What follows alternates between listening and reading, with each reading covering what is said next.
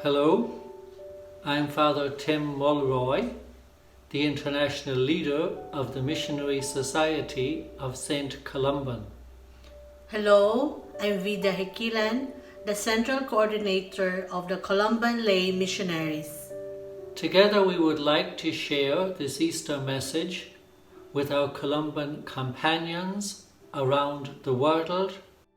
Pope Francis has reminded us that in recent months, people in every country are discovering that we are all together in one boat. All together in one boat that is being tossed about by giant waves. All together in one boat as we long to catch sight of a lighthouse. And in the midst of this fearful storm, we have caught glimpses of a lighthouse.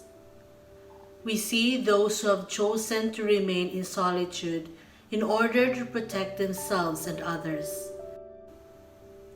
This Easter, as we recall the empty tomb, we affirm our belief that the risen Jesus, who has conquered death, will also conquer the storm that threatens our boat. This Easter, as we renew our faith in the risen Christ, we can be confident that the light of the world will scatter the darkness and show us the way into the future.